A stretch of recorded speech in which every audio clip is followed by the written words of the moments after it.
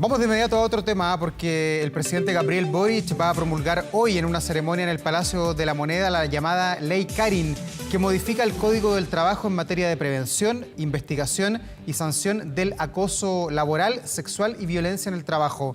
Queremos profundizar en este y también en otros temas y vamos a tomar contacto de inmediato con la ministra de la Mujer y también Equidad de Género, Antonia Orellana. ¿Cómo está, ministra? Un gusto saludarlo hasta ahora. Buenos días, Davor, un gusto también. Bueno, hablemos de la ley Karin para entender un poco cuáles son los cambios que trae para los puestos de trabajo, para la organización laboral a lo largo y ancho del país. Bueno, en primer lugar, un poquito de contexto al respecto. El 8 de marzo, Día Internacional de la Mujer, del año pasado, del 2023, el Congreso Pleno ratificó el convenio 190 de la OIT, de la Organización Internacional del Trabajo. ¿Y qué establece este convenio? El deber de investigar, prevenir, sancionar toda forma de violencia, discriminación en el trabajo. Pero firmar un acuerdo es firmar un acuerdo, es decir, nosotros estamos con esto como país. Y estamos muy contentas porque en menos de un año se logró tener despachada la ley que cumple con esa firma del acuerdo, ¿cierto? Que en el fondo modifica los distintos cuerpos legales para que las y los trabajadores puedan efectivamente reclamar su derecho a una vida libre de violencia laboral, para que puedan los empleadores y empleadoras también tomar las medidas preventivas y para que todos tengamos claro cuál es el marco en que eso se mueva. Recalco lo del año en que esto se logró porque experiencia desde el área de género.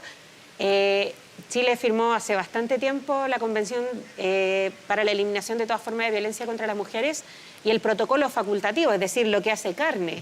Ese acuerdo internacional se demoró 18 años. Así que no hay que dejar de celebrar que hayamos logrado un acuerdo transversal a propósito de la ley Karin, que adapta nuestra legislación a ese acuerdo. ¿Y cómo lo adapta? En primer lugar, establece un marco bien claro de qué es el maltrato en el trabajo, qué es el acoso en el trabajo, el acoso sexual, el abuso y la discriminación por distintos motivos, porque hay distintas formas de discriminación. En segundo lugar, norma le da una regulación general a cuáles deben ser los procedimientos para investigar y cómo se debe acudir a ellos. Y en tercer lugar, también incorpora cosas que son bastante novedosas y que son importantes, sobre todo después de 3 años de pandemia. Por ejemplo, lo que ocurre en los espacios virtuales de trabajo, ¿cierto? O, por ejemplo, lo que ocurre en espacios que son extra horario laboral, que no ocurren en las dependencias de la empresa o la oficina, pero en los que se mantiene la jerarquía entre el jefe o un colega y otro, y en los que se puede dar paso. Clásico ejemplo, la fiesta de fin de año, ¿cierto? Entonces, eso es un conjunto. Y en particular, de nuestro interés como Ministerio de la Mujer y Equidad de Género, creemos que es muy relevante el que se establecen principios para la investigación, que esperamos que le den más confianza a las personas para poder denunciar, porque aquí no hay nada menos y nada más que el puesto de trabajo en juego. ¿Y cómo se va, de alguna manera, a supervigilar la creación o la puesta en marcha de estos protocolos? ¿Va a haber un solo protocolo que se va a digitar y que queda amparado a esta ley que se va a promulgar en el día de hoy? ¿O cada empresa va a tener un manual distinto, un protocolo distinto que de alguna manera va a ser supervigilado o va a tener un sello de calidad o de puesta en marcha del Ministerio de la Mujer? Del Ministerio del Trabajo. Nosotras hemos colaborado con algunos artículos, pero esto, y aprovecho de reconocer a la ministra Janet Jara por esta rápida tramitación, también a la diputada Erika Olivera, que impulsó la ley Karin, y sobre todo a Claudia Salgado, que es la hermana de Karin, que fue una enfermera que se suicidó por acoso laboral, llegó al extremo ese caso. ¿Y cómo se aplica? Se aplica, en primer lugar, se establecen plazos para que el sector privado, es decir, quienes trabajan con Código del Trabajo, puedan actualizar si es que tienen procedimientos o crearlos de acuerdo a las directrices que establece la ley. Es decir, aquí no cualquiera va a crear el procedimiento que se le ocurra, ¿cierto? Sino que debe cumplir con los estándares que cumple la ley. También esto ocurre para el sector municipal, que era para donde iba, que a nosotras como Ministerio de la Mujer nos interesa mucho. ¿Por qué? Porque representamos a varias víctimas de acoso, abuso, maltrato y delitos más graves como abuso sexual y violación por parte de autoridades municipales de distinto tipo. Autoridades, bueno, el otro día conocimos el caso de la Corporación de Las Condes, pero también esto se da sobre todo en comunas rurales, donde hay muy poco acceso a información y por lo tanto establecer un marco claro de qué es lo que puedo reclamar, a quién se lo puedo reclamar, cómo es el procedimiento, aumenta la confianza de las víctimas en que van a poder denunciar y no tener que pasar por una travesía en la que más bien tienen que demostrar que ellas son las inocentes. Así que este es un gran paso para las trabajadoras del sector privado y también del sector público, en especial de los trabajadores y trabajadoras municipales. Y quiero insistir que esta es una norma que, si bien el acoso sexual ocurre en mayor medida hacia mujeres, también beneficia a los varones. ¿Por qué? Porque hay muchos temas de violencia en el trabajo, discriminación, acoso laboral en el término de bullying, ¿cierto? Mobbing, como se le dice en otros casos, para hostigar a una persona con la que se trabaja. Y acá le estamos dando un marco para que en el fondo algo tan importante en la vida de las personas como lo es el trabajo tenga un margen de resguardo y unas reglas que son claras para todos, para que se desempeñe bien. Y para entender bien los conceptos, ¿qué se entiende hoy día por acoso laboral? ¿Cuándo estamos frente a un hecho que podría eventualmente ser objeto de una denuncia, de aplicar, de invocar esta ley que se va a promulgar en el día de hoy? ¿Cómo se define aquello? Bueno, en primer lugar vamos a partir por los temas que tienen que ver con discriminación y son los conceptos que entran dentro de todas las ideas de discriminación arbitraria, es decir, por raza, género, creencias, procedencia social y otro tipo de estereotipos que están vigentes lamentablemente en nuestro país, ¿cierto? Comentarios como, no, a ella no la vamos a mandar a esa tarea porque, pucha, igual vive en La Pintana. Me va a retar la alcaldesa de La Pintana por decir La Pintana, pero fue la primera comuna que se me vino. Pero así, son tipos de discriminación que son bien sutiles, pero que impiden a las personas desempeñar las labores para las que fueron ¿Y ahí el empleador, concretadas. ministra, a qué se expone? ¿A qué sanción se expone el empleador que haya incurrido en esto que usted nos dice y que se haya levantado una denuncia? ¿Puede tener una sanción económica, alguna sanción de parte de la Dirección del Trabajo? ¿Cómo va a operar? Bueno, en primer lugar, para el sector privado, esto incluye la fiscalización y el fortalecimiento del rol fiscalizador de la Dirección del Trabajo. Se pueden reclamar ahí las vulneraciones de los principios establecidos como no discriminación, fin a la violencia, acoso, discriminación y abuso. Y para el ámbito del sector público también se fortalecen las competencias de la Contraloría General de la República para poder referirse a los procesos internos que se llevan muchas veces al inicio, en un principio, en los servicios, pero ahora se establecen una serie de pasos en que estos deben ir siendo informados.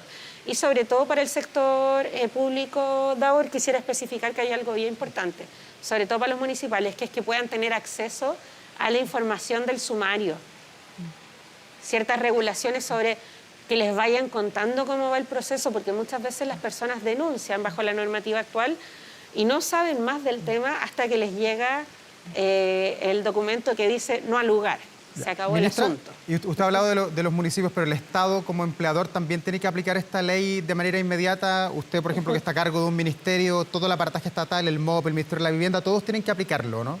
Por cierto, y esa es una de las virtudes del convenio 190, que establece mismos derechos y obligaciones respecto a la seguridad en el trabajo para cualquier tipo de empleador y también tiene regulaciones para los independientes. Por ejemplo, cuando se puede comprobar que hay una relación, ¿cierto?, laboral, porque ellos también estaban fuera de este tipo de legislación. Ya. Ministra, en otro tema respecto a la violencia sexual que ha sido incluida en el Plan de Garantías Explícitas de Salud en nuestro país, ¿cuál es el balance que se puede hacer del año 2022? ¿Y va a haber algún cambio para el 2023, perdón? ¿Y va a haber un cambio para el año 2024, una mejor acogida quizás a las personas que necesiten algún tipo de asistencia? Bueno, en primer lugar, el balance de la inclusión de la atención de violencia sexual aguda en las garantías explícitas de salud de todo el sistema de salud. Hacemos un balance positivo. ¿Por qué? Porque, bueno, positivo en términos de que funcionó. Ojalá las cifras fueran menores, pero hemos tenido más de 2.000 atenciones en este año, siendo que un mecanismo nuevo es un número que muestra que más que un gran trabajo de difusión, hay una gran necesidad de las personas. Eso en primer lugar. En segundo lugar, ¿cuáles son las características de estas atenciones? En su mayoría de víctimas mujeres pero también han consultado varones. Quiero decir que como todas las medidas que impulsamos que tienen que ver con este tipo de cosas, no establecemos distinción, sabemos que va a beneficiar a más mujeres por un tema cultural, pero también abrimos la puerta a todas las víctimas. Y algo muy relevante, que hay más de 800 víctimas que han denunciado y que han asistido a centros asistenciales para esta atención integral, que son menores de edad. Ya, ministra, la quiero llevar a otro tema, lo que tiene que ver con la coyuntura, este caso que hemos conocido en las últimas horas que involucra a Iván Pradenas, al papá de Martín Pradenas, que ya está condenado a 17 años de cárcel por diversos abusos. ¿Qué información maneja usted sobre el caso de Iván Pradenas, cuya persona va a ser formalizada durante esta jornada? Bueno, en primer lugar quiero recordar que las causas por violencia sexual son causas reservadas. Sí. ¿Por qué? Para que quienes escuchan lo entiendan bien, son causas reservadas porque involucran cuestiones muy íntimas de la víctima al ser causas por violencia sexual, precisamente. Entonces, eso en primer lugar. Y en segundo lugar, el Servicio Nacional de la Mujer y Equidad de Género, que es nuestro servicio de atención, no puede representar menores de 18 años. Y por lo tanto estamos coordinando con los organismos competentes para niños y adolescentes el poder articular una oferta de respuesta. De todas formas, esto está ya en investigación de la Fiscalía, como corresponde a cualquier caso de menores de 18 años, que recordar que en ese caso vale la acción penal pública. Y en ese sentido queremos reiterar el llamado, en primer lugar, a resguardar a la víctima. Esto es un caso de alta connotación pública, pero aquí tenemos una persona que es menor de 18 años que se atrevió a denunciar, con todo lo difícil que es denunciar, el abuso sexual infantil, la violencia sexual contra niños, niñas y adolescentes. Recordemos que fueron años de discusión para poder hablar de la imprescriptibilidad, precisamente a propósito de todos los años que le cuesta a muchas víctimas el recién poder decir, sí, esto me pasó. Y entonces, en primer lugar, un llamado a resguardar a la víctima y, en segundo lugar, para quienes estén escuchando, insistir en que la red asistencial hoy cuenta con una herramienta que es la Garantía Explícita de Salud 86, que no tiene límite de edad, que no está ¿Ministra? solo para las mujeres y que cualquier persona que haya sido víctima de una situación de este tipo puede atenderse ahí. Ya, pero ¿no le llama la atención que padre e hijo estén imputados por delitos similares? La verdad es que más allá de referirme al caso en particular, lo que podemos decir es lo que se basa en la evidencia. Y lamentablemente, tanto la violencia contra las mujeres como la violencia sexual suelen ser patrones que se repiten generación tras generación, ¿cierto? Hay un aprendizaje de la violencia en las familias y es lo que se conoce como transmisión intergeneracional. Ese es uno de los motivos por los que en nuestra ley integral en contra de la violencia lo que buscamos es incorporar también a los niños como víctimas y no solo como testigos, porque precisamente esperamos cortar así con esta historia de abuelos, padres, hijos, abuelas, madres, hijas, que han ido enfrentando repetitivamente las mismas situaciones.